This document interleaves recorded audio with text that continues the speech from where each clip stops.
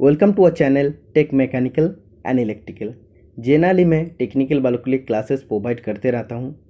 बहुत दिन से मैं टेक्निकल का कोई भी क्लास अपलोड नहीं किया हूं मेरा चैनल में, तो सभी स्टूडेंट का तरफ से रिक्वेस्ट आ रहा था टेक्निकल क्लासेस लेने के लिए, क्योंकि बहुत सारा जगह में टेक्निकल का बहुत ही अच्छा रिक्रूटमेंट निकल के आया है। तो आज से मैं रेगुलर क्लासेस लेना स्टार्ट करूँगा। टेक्निकल का क्लासेस रेगुलर चलेगा। हो सके कि एक क्लास में 20 या 25 क्वेश्चन मैं डिस्कस करूँगा, लेकिन मोस्ट इम्पॉर्टेंट क्वेश्चन आप सभी के लिए लाने का कोशिश करूँगा। आज का क्लास में जो भी क्वेश्चन रहेगा मैक्सिमम स्टूडेंट के लिए मैक्सिमम क्वेश्चन अनकॉमन रहेगा। तो आप लोग क्लास को ध्यान से देखते रहना। इस टाइप का क्लास आप लोग को रेगुलर देखने को मिलेगा। तो क्लास स्टार्ट करने से पहले सभी स्टूडेंट से मेरा यही रिक्वेस्ट है, जो भी स्टूडेंट आज मेरा चैनल में नए हैं वो सभी स्टूडेंट से मेरा यही रिक्वेस्ट है, वीडियो को आप लोग अंत तक देखिए। वीडियो में जो भी क्वेश्चन रहेगा अगर आप लोग को अच्छा लगे तो आप लोग चैनल को जरूर सब्सक्राइब करके रखना। आने वाला हर टेक्निकल जॉब को आप लोग को सबसे पहले नोटिफिकेशन मिल जाएगा और सेल्फ स्टडी करने के लिए आप लोग को फ्री नोट्स भी मिलते रहेगा। बिना किसी लेट करके आज का फर्स्ट क्वेश्चन से मैं स्टार्ट करता हूँ। If the lead screw has 6 TPI, lead screw कौन सा मशीन में रहता है? लेद मशीन में रहता है। लीड स्क्रू हम लोग कब यूज़ करते हैं? जब हम लोग को थ्रेड काटना पड़ता तब हम लोग लीड स्क्रू यूज़ करते हैं। थ्रेड करते टाइम हम लोग लीड स्क्रू को कैसे एंगेज करते हैं? हम लोग हाफ नट का मदद से एंगेज करते हैं। ठीक है। लीड स्क्रू में कौन सा थ्रेड रहता है? एक्मी थ्रेड रहता है। इसका एंगल कितना होता है? 29 डिग्री एंगल होता है।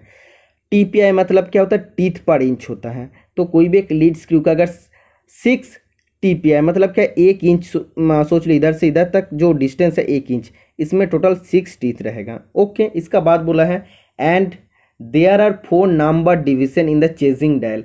चेजिंग डायल क्या होता है? चेजिंग डायल एक special attachment provided on modern lathe. Modern lathe machine में एक स्पेशल अटैचमेंट दिया जाता है। इसका काम क्या होता है? थ्रेड करते टाइम कैचिंग द थ्रेड, मतलब accurate method of catching the thread, मतलब एक्यूरेटली ये थ्रेड को कैच करता है। ठीक है। तो कभी कभी क्वेश्चन आता है चेजिंग डायल कहाँ पे यूज़ होता है? For catching the thread accurate method. Okay, मतलब एक्यूरेटली थ्रेड को कैच करता है। Okay. It is mounted on the apron. कभी कभी क्वेश्चन आता है थ्रेड चेजिंग डायल हम लोग कहाँ पे माउंटेन करते हैं, मतलब इसको कहाँ पे रखते हैं? तो एप्रॉन के ऊपर हम लोग रखते हैं। ठीक है। तो इसमें एक वर्टिकल शाफ्ट रहता है।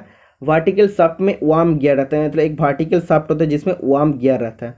वो किसका साथ मैच करता है? किसका साथ एनगेज होता है? लीड स्क्रू का साथ एनगेज होता है।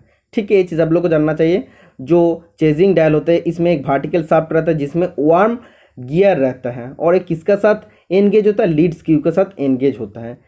कभी कभी क्वेश्चन आता है लीड स्क्रू का हाफ नट अगर एनगेज नहीं होगा तो डायल क्या होता है? तो डायल ऑलवेज रोटेट होता रहता है। ये चीज़ आप लोग को जानना चाहिए। जो भी क्वेश्चन मैं बताता जाऊंगा मोस्ट इंपॉर्टेंट क्वेश्चन है। तो क्वेश्चन क्या आता है? जब हम लोग हाफ नट का मदद से लीड स्क्रू को एंगेज नहीं करेंगे तो डायल क्या होगा? डायल रोटेटिंग होता रहेगा, घूमते रहेगा। जब भी हम लोग हाफ नट का मदद से लीड स्क्रू को एंगेज कर देंगे तब क्या हो जाएगा? डायल रिमेन स्टिल, मतलब डायल पूरा स्थिर हो जाएगा। ओके। तो ये चीज़ आप लोग को जानना चाहिए। तो इसमें क्या बोला है? इसमें बहुत ही सिंपल क्वेश्चन पूछा गया है। चेजिंग डायल में कितना डिवीजन दिखा रहा है? 4 डिवीजन दिखा रहा है। ठीक है। बोला है which one of the following will be the teeth worm wheel of the chasing dial. तो चेजिंग डायल में कितना टीथ वर्म व्हील होगा? तो एक्चुअली इसका जो फॉर्मूला होता है teeth worm wheel is equal to कितना होता है? TPI into number of division. ठीक है। तो TPI कितना है? 6 और नंबर ऑफ डिवीजन कितना हो जाता है? 4। तो टोटल कितना हो जाएगा? 24। ठीक है। तो क्वेश्चन में क्या पूछा था? Which one of the following will be the teeth worm wheel of the chasing dial। तो चेजिंग डायल का टीथ वर्म व्हील कितना टीथ होगा? 24 टीथ होगा। ओके। तो ये चीज़ आप लोग को जानना चाहिए। मोस्ट इंपॉर्टेंट क्वेश्चन होता है। Next question, while thread cutting on a lathe by using a single point cutting tool the tool moves in a path called edge. मतलब जब भी हम लोग लेथ मशीन में सिंगल पॉइंट कटिंग टूल का मदद से हम लोग थ्रेड काटते हैं तब टूल एक पाथ में मूव करते हैं, एक वे में मूव करते हैं। ये जो पाथ होता है, जो रास्ता होता है, एक किस टाइप का रास्ता होता है? ये पाथ होता है हेलिकल। ठीक है। हेलिकल फॉर्म होता है, आप लोग बोल सकते हैं हेलिक्स। ठीक है। Next question, to enable a nut to fit properly on a bolt of square threads the width of the internal square threading tool should be. कोई भी एक नाट है और एक बोल्ट है, जिसमें स्क्वायर थ्रेड है, इसको प्रॉपरली फिट करने के लिए जो इंटरनल स्क्वायर थ्रेडिंग टूल का ज़रूरत है उसका विड्थ कितना होना चाहिए? Option number A slightly more than the half pitch, option number B slightly less than the half pitch, option number C equal to the half pitch, option number D equal to the pitch. तो इसका right answer क्या हो जाएगा? Option number A is the right answer हो जाएगा, slightly more than the half pitch. Half pitch जितना होगा उससे थोड़ा ज़्यादा होगा। Okay, next question, for cutting acme threads the threading tool should be ground to an included angle of. Acme thread काटने के लिए थ्रेडिंग टूल को कितना डिग्री इंक्लूडेड एंगल में ग्राइंड किया जाता है? तो इसका राइट आंसर क्या हो जाएगा? Option number C is the right answer हो जाएगा 29 डिग्री, क्योंकि एक्मी थ्रेड का एंगल होता है 29 डिग्री। एक्मी थ्रेड कौन सा थ्रेड का अंदर आता है? ट्रेपीजोडियल थ्रेड का अंदर आता है। ट्रेपीजोडियल थ्रेड क्या होता है? Modified form of square thread होता है, और ये क्या करता है? Easy engagement and disengagement while power transmission. Power transmit करते टाइम इजी एंगेजमेंट होता है, एंगेज होता है, और उसके डिसएंगेज भी होता है। Okay, next question, the tip of a cemented carbide tool is joint on the shank by. जो सीमेंटेड कार्बाइड टूल होता है ये बहुत ज़्यादा महंगा होता है, इसीलिए हम लोग पूरा टूल को सीमेंटेड कार्बाइड से बनाते नहीं हैं, जस्ट इसका टिप पोर्शन को हम लोग सीमेंटेड कार्बाइड से बनाते हैं। ओके, और बाकी परसेंटेज क्या है? हाई स्पीड स्टील या हाई कार्बन स्टील से हम लोग बना देते हैं। तो the tip of the cemented carbide tool is joint on the shank, मतलब सैंक का साथ जो सीमेंटेड कार्बाइड टिप होता है उसको हम लोग कैसे ज्वाइन करते हैं? तो option number B is the right answer हो जाएगा, ब्रेजिंग करके हम लोग ज्वाइनिंग करते हैं। Just tip percentage cemented carbide होता है उसको सैंक का साथ हम लोग ब्रेजिंग करके ज्वाइन करते हैं। ओके, ब्रेजिंग में क्या होता है? टू डिसिमिलर मेटल को हम लोग ज्वाइनिंग कर सकते हैं। ओके, मतलब ये अगर कॉपर होगा, ये अगर एल्यूमिनियम होगा तो उसको हम लोग ज्वाइनिंग कर सकते हैं ब्रेजिंग का मदद से। ओके, इसीलिए अगर ये सीमेंटेड कार्बाइड है और इधर अगर हाई स्पीड स्टील या हाई कार्बन स्टील है, इधर हम लोग ज्वाइनिंग कर सकते हैं। ओके, सीमेंटेड कार्बाइड टूल के बारे में आप लोग को थोड़ा जानना चाहिए। इसको हम लोग कैसे मैन्युफैक्चरिंग करते हैं? Sintering of powder metal. Powder metal को सिंटरिंग करके हम लोग क्या बनाते हैं? सीमेंटेड कार्बाइड टिप बनाते हैं at a temperature of approximately 1300 degree centigrade, मतलब 1300 डिग्री सेंटीग्रेड में हम लोग सीमेंटेड कार्बाइड टिप टूल बनाते हैं। ओके, और इसका क्या एडवांटेज होता है? It is much more harder than high speed steel, मतलब हाई स्पीड स्टील से बहुत ज़्यादा हार्ड होता है और वेरी हाई स्पीड में भी ये काम कर सकता है।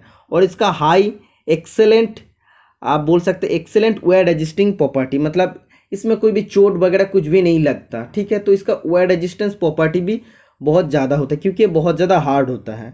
ओके, और हाई स्पीड में भी ये काट सकता है। जनरली क्या होता है, हाई स्पीड स्टील में अगर ज़्यादा स्पीड में काटेंगे तो क्या हो जाएगा? हाई स्पीड स्टील में अगर ज़्यादा स्पीड में काटेंगे तो हाई स्पीड स्टील धीरे धीरे सॉफ्ट होते रहेगा। ओके, लेकिन उसका जगह हम लोग क्या यूज़ कर सकते हैं? हम लोग cemented carbide tip tool use कर सकते हैं क्योंकि इसमें हाई स्पीड में भी वर्क को कर सकता है। ओके, और इसका डिसएडवांटेज क्या होता है? इट इज़ वेरी कॉस्टली होता है, और जो मशीन में हम लोग इस टूल को यूज़ करना है तो इस मशीन में तो बहुत स्पीड में भी कर सकते हैं। मतलब क्या है, उसका जो मशीन में रिजिडिटी पावर भी ज़्यादा होना पड़ेगा। अगर मशीन में अगर रिजिडिटी पावर कम होगा तो हम लोग cemented carbide tip tool use नहीं कर सकते हैं।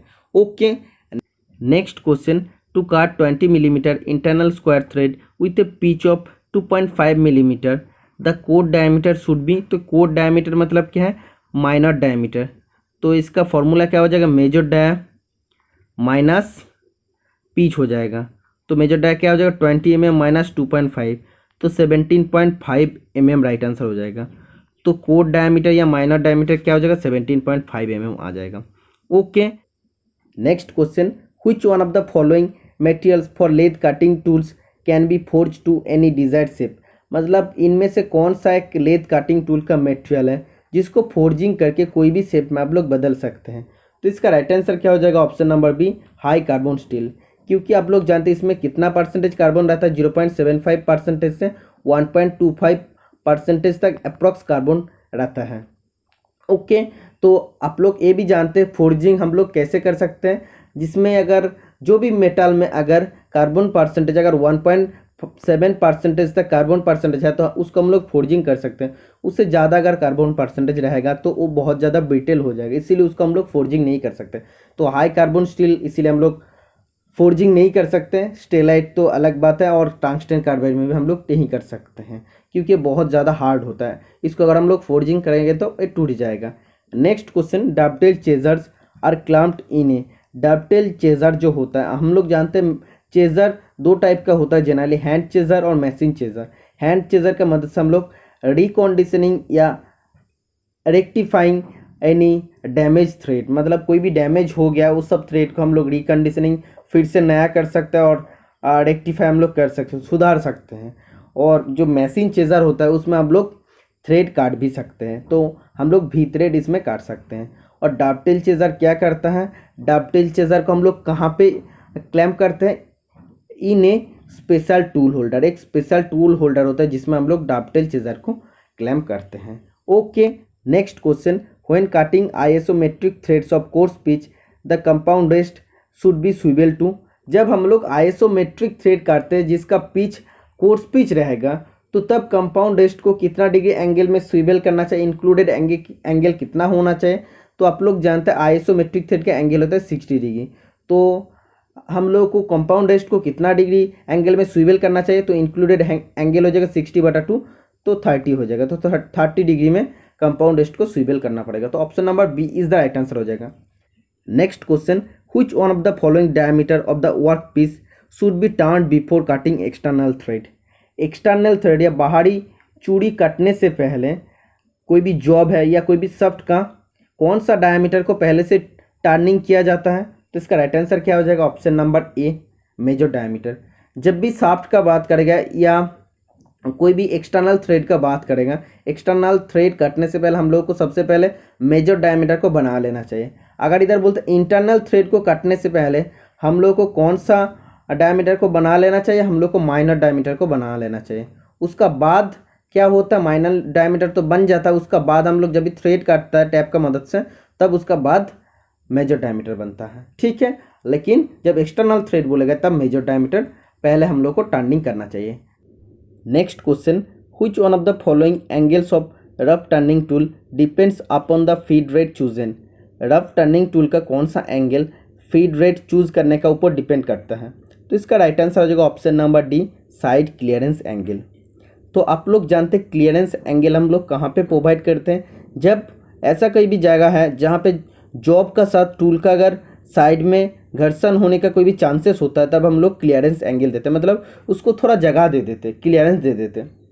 तो जब हम लोग टर्निंग करने के लिए रफ टर्निंग टूल यूज़ करते हैं और उसमें अगर हम लोग तेज़ी से फीड दे देंगे, फीड रेट अगर ज़्यादा दे देंगे तो उसमें क्या होता है, साइड का साथ टूल का तो रबिंग होने का चांसेस ज़्यादा हो सकता है। इसीलिए रफ टर्निंग टूल में क्या होता है, जब भी हम लोग फीड रेट ज़्यादा करेंगे तब उसका साइड क्लियरेंस एंगल भी ज़्यादा करना पड़ेगा। अगर फीड रेट ज़्यादा कर देंगे, तेज़ी से अगर अंदर जाएगा और इस क्या हो जाएगा, ये टूल वर्कपीस का साइड के साथ घिसेगा, मतलब घर्षण होते जाएगा तो ज़्यादा बढ़ते रहेगा। तो घर्षण जब ज़्यादा हो जाएगा तब क्या हो जाएगा, टूल धीरे धीरे डैमेज होते रहेगा। ओके, इसीलिए रफ टर्निंग टूल में साइड क्लियरेंस एंगल के ऊपर फीड रेट चूज़ करने का फैक्टर डिपेंड करता है।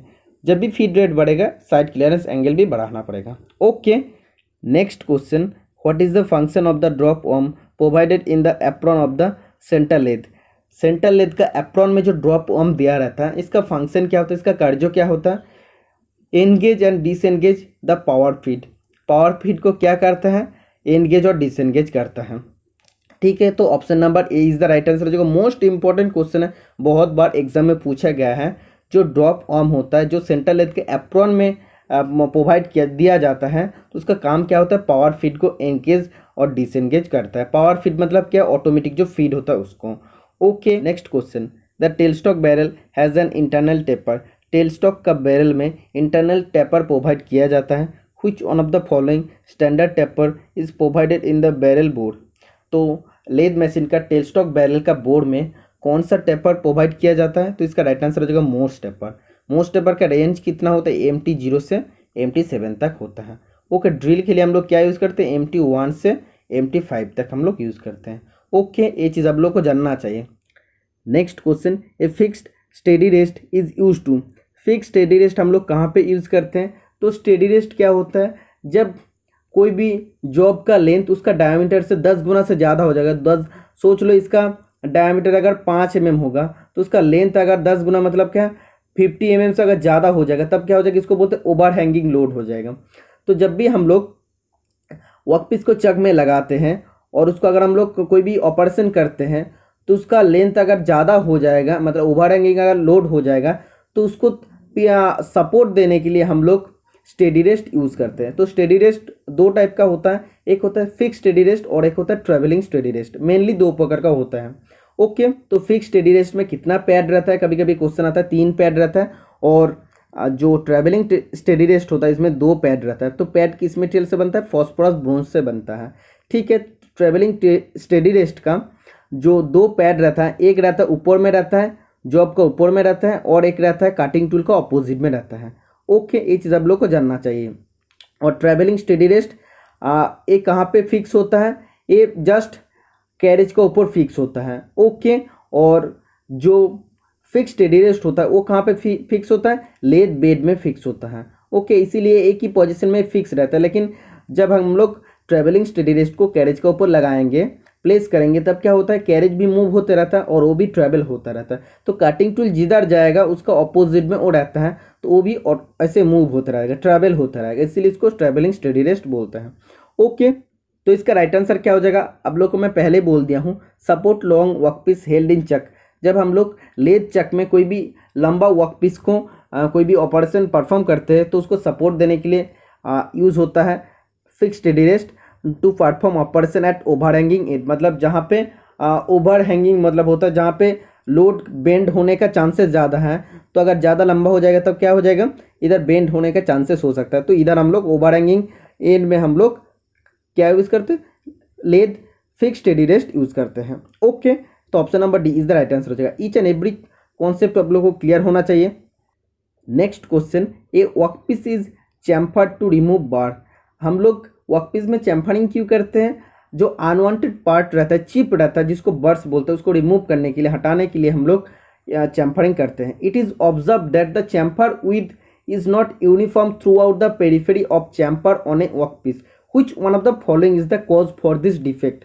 जब हम लोग चैम्फरिंग करते हैं तो चैम्फरिंग करते टाइम क्या होता है, ये टोटली क्या है, हम लोग बोल सकते हैं यूनिफॉर्म है। अगर चैम्फरिंग इतना होता है, अगर पेरिफेरी मतलब क्या, उसका सरकमफरेंस बड़ा बड़ा, अगर वो टोटली अगर ऐसे ऐसे होता है, मतलब वो कभी इधर कम हुआ कभी ज़्यादा हुआ, मतलब क्या है, वो चैम्फरिंग ठीक से नहीं हुआ, विद उसका ठीक ठाक नहीं हुआ, तो इसका कारण क्या होता है, वर्कपीस या वर्कफेस नॉट रनिंग ट्रू। वर्कफेस अगर टोटली ट्रूली रनिंग नहीं होगा तब क्या हो जाएगा, अभी ज़्यादा होगा कभी कम होगा, ज़्यादा होगा कम होगा। तो आप लोग थोड़ा सा इमेजिन कीजिए, क्योंकि ये 3D है, तो आप लोग अगर थोड़ा सा इमेजिन करेंगे तो आप लोग को समझ में आ जाएगा। वर्कपीस अगर डांसिंग करते रहेगा टोटली ट्रू, मतलब टोटली अगर कांस्टेंट अगर अच्छा से नहीं मूव होगा तब क्या हो जाएगा, इसका चैम्फरिंग कभी ज़्यादा होगा कभी कम होगा ना, तो इसीलिए इसका होता है विथ, कभी छोटा होता है कभी बड़ा होता है। तो इसका राइट आंसर हो जाएगा वर्कफेस नॉट रनिंग ट्रू। तो ये टोटली ट्रू या कॉन्सेंट्रिक नहीं होता। ओके, इसीलिए ऐसा प्रॉब्लम होता है।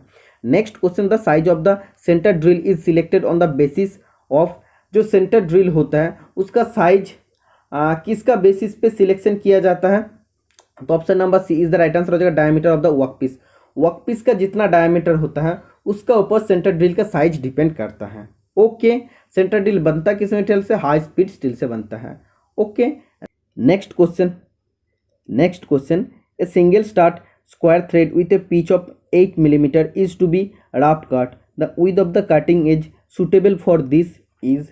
तो एक सिंगल स्टार्ट स्क्वायर थ्रेड है जिसका पिच 8 mm है, तो उसका जो स्क्वायर थ्रेड का जो टूल होता है उसका विड्थ कितना होना चाहिए? तो आप लोग जानते हैं पिच बटा 2 होता है, तो पिच का 8/2 हो जाएगा, तो 4 mm हो जाएगा।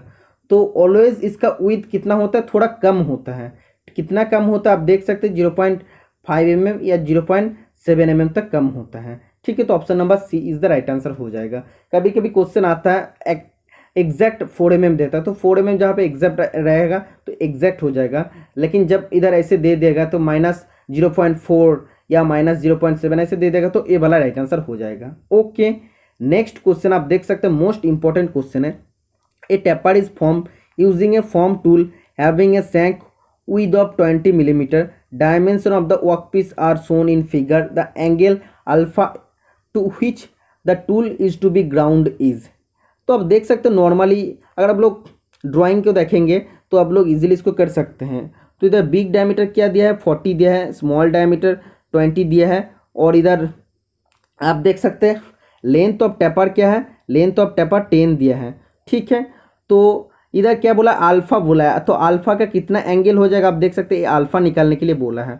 तो हम लोग जानते हैं टेन थीटा या टेन अल्फ़ा, हम लोग टेन अल्फ़ा ही मान लेते हैं। तो क्या होता है capital D minus small D बटा 2 इंटू लेंथ ऑफ टेपर। तो कैपिटल क्या होता है, कैपिटल डी होता है 40 माइनस 20 बटा 2 इंटू 10 हो जाएगा, तो 20 बटा 20 हो जाएगा, तो क्या हो जाएगा 1 हो जाएगा। ओके, तो 10 अल्फ़ा इजिकल टू 1 हो जाएगा। तो आप देख सकते हैं इधर क्या हो जाएगा अल्फ़ा इजिकल टू हो जाएगा 10 इनवर्स 1 हो जाएगा, तो मतलब क्या हो जाएगा 45 डिग्री हो जाएगा। तो अल्फ़ा का एंगल कितना हो जाएगा 45 डिग्री हो जाएगा। ओके, नेक्स्ट क्वेश्चन क्या बोला है आप देख सकते हैं, by which one of the following a multi start thread is काट ऑन लेथ। लेथ मशीन में मल्टी स्टार्ट थ्रेड काटने के लिए हम लोग क्या यूज़ करते हैं, हम लोग single point cutting tool use करते हैं।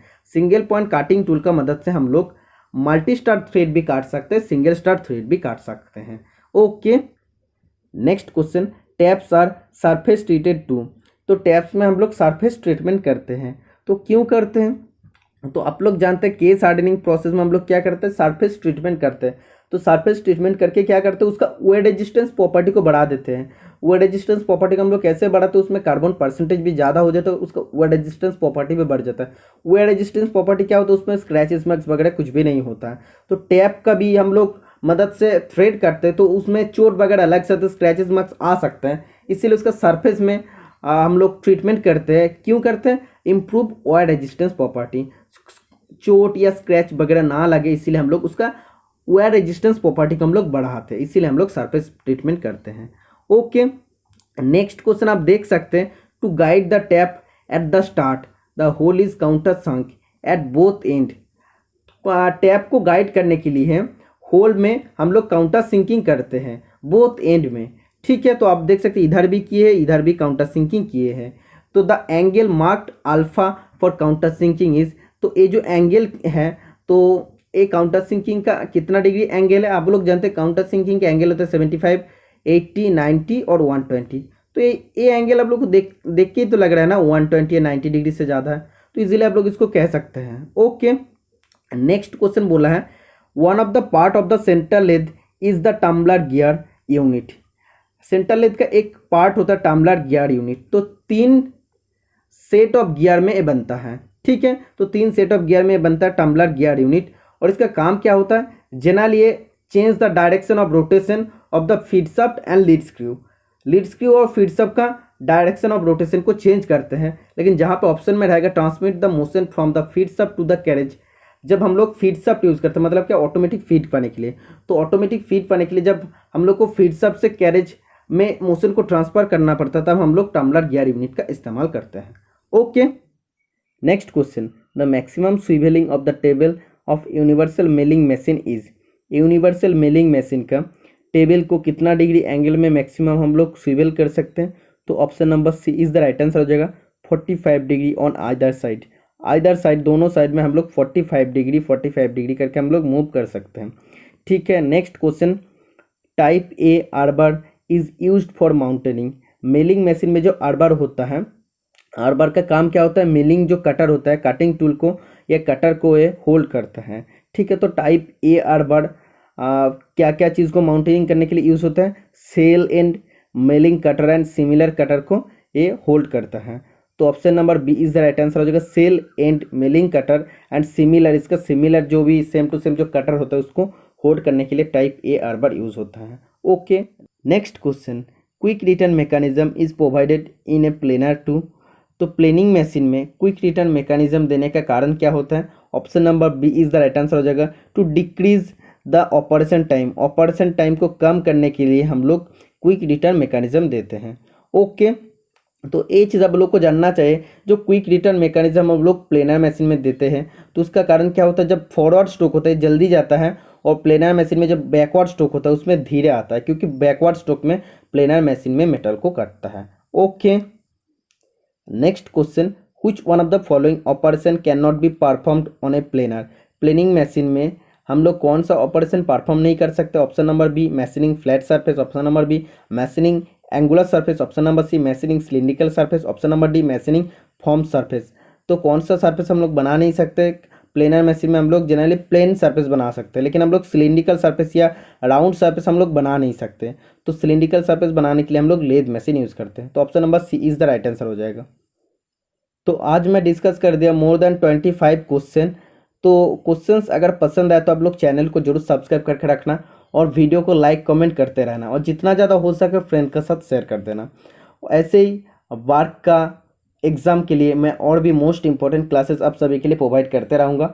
बहुत सारा सीरीज में चालू कर दिया हूँ, इसीलिए टाइम नहीं मिलता। फिर भी अगर मैं डेली 20-20 क्वेश्चन या 20-25 क्वेश्चन करके अगर हम लोग क्लास लेते रहेंगे तो बहुत सारा चैप्टर हम कंप्लीट कर सकें। तो ऐसे आप लोग सपोर्ट करते रहना। आज के लिए इतना, मिलते हैं नेक्स्ट में, टाटा बाय बाय।